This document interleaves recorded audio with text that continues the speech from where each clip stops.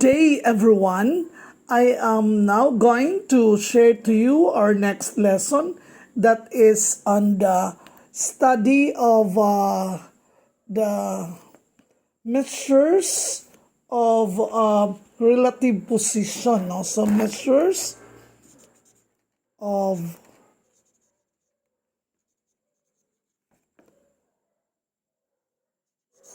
relative position.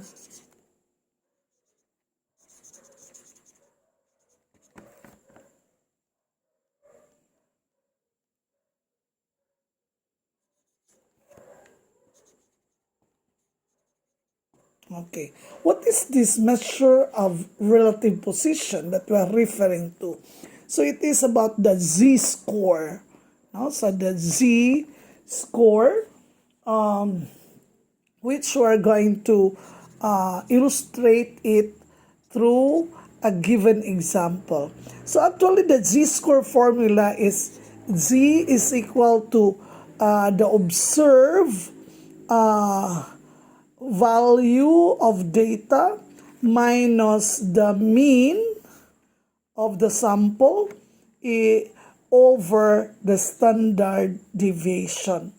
So let us try to take a look into this given example. An internet site that offers movie download. No? So it says that based from their data, the average download period is 12 minutes. No? So 12 minutes. So within 12 minutes, you're expected that your downloading is done with the standard deviation of 4 minutes. So that's it. Okay. Now there are two of the individuals who wish to download a movie coming from that site because they believe that downloading in that given site is faster compared to other sites. No? So one downloader, let us say downloader 1, D1, was able to download his movie, let us say it's our X, that is equal to 20 minutes. 20 minutes. Okay? And then downloader 2 was able to, let's have this one, X1, X2, download the movie in 6 minutes time. So if we're going to consider this one in a graph, so you can imagine how z-score would give us a picture of the downloading period. So let us try to take a look into this one. No? So this is the number line that we're going to use.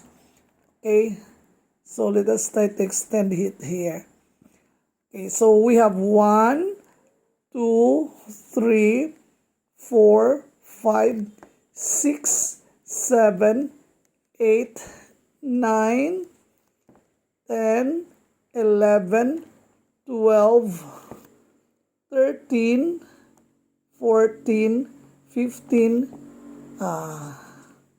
16, 17, 18, 19, 20. So it's 20.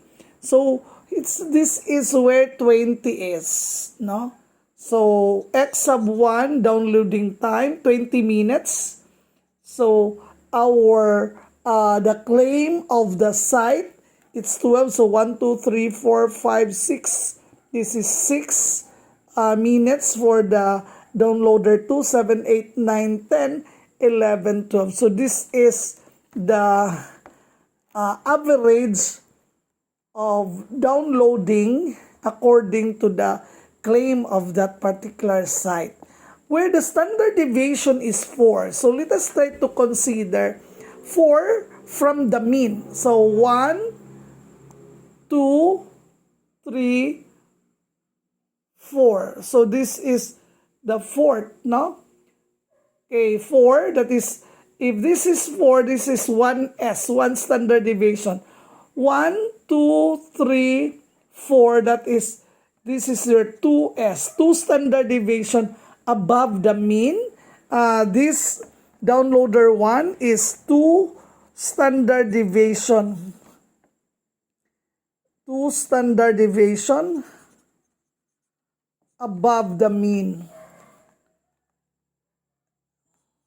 Okay, so you can see here this is positive 2.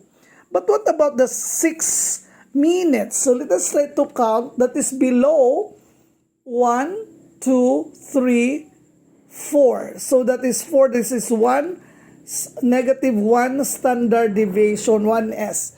1, 2. So this is 0.5 because of the 2s. So that is negative plus 0.5, negative 1 plus negative 5 is negative 1.5 standard deviation below or below the mean. So your negative here speaks of the direction or the location of your standard deviation from the mean. So we have, it's your 6 minutes is 1.5 standard deviation below the mean. So if you are going to consider this, which one is favorable for you if you go into the downloading of the given movie?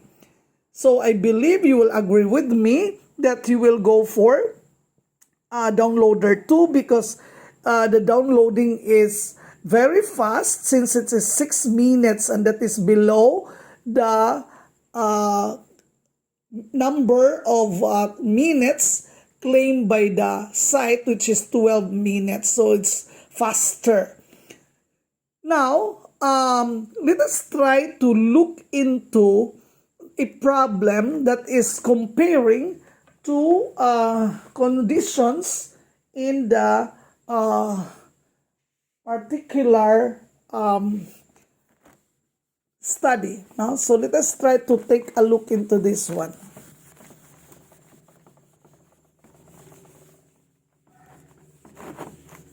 Okay, so let us have Raul has taken 2 tests. So Raul has 2 tests. He has taken 2 tests or exams.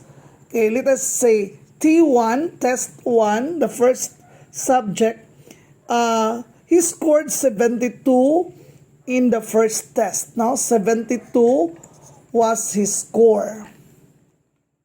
This is the score of Raul.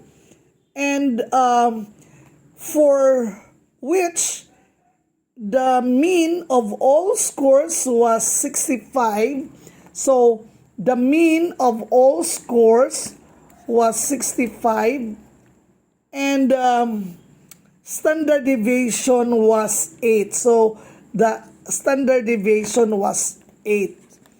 And then, he received a 60 on a second test. So, for T2, he received 60 score, no? Okay? And then, for which the mean of all scores was 45. So, the mean of all scores was 45. And then, the standard deviation was 12. Our S here was 12. Now, what is asked? We are asked to compare the score of Raul to other students. Did Raul do better on the first test or the second test? So, this is going to compare Raul with the rest of the students.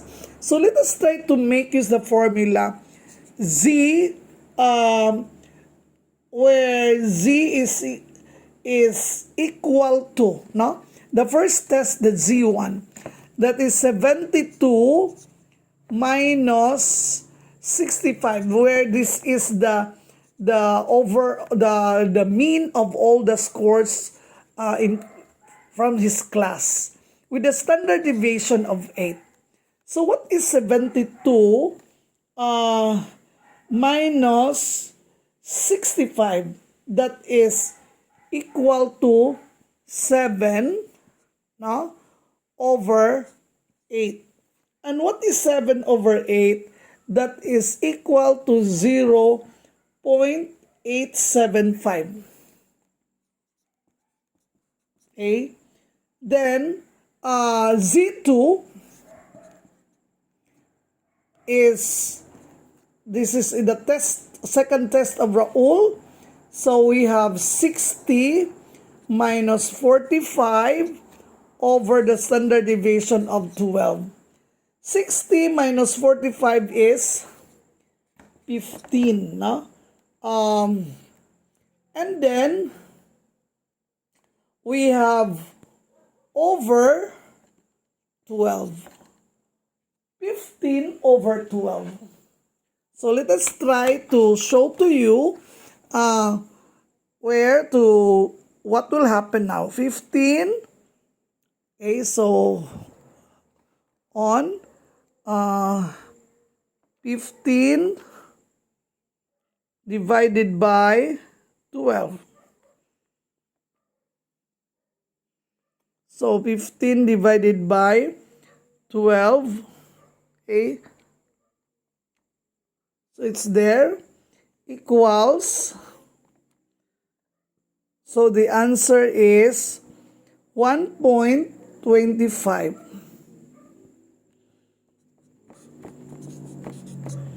So in this case, we have a Raul scores 0.875 standard deviation in the first test. So 0.875. So if we're going to consider the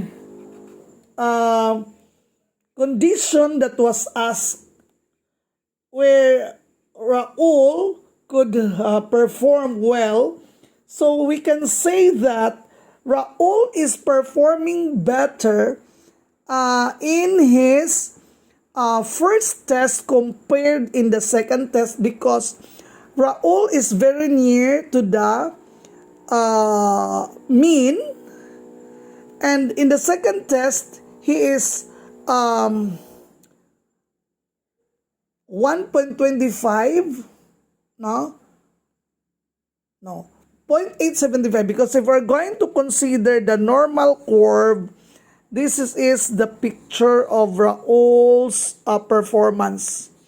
If this is the mean, and that is divided into 3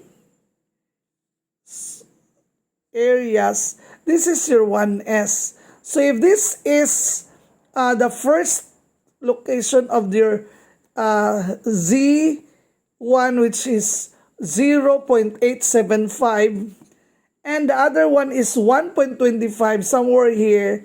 So where do you think is Raul performing better? This is 1.25 standard deviation. So since this is the mean, Raul is farther from the mean in his first test.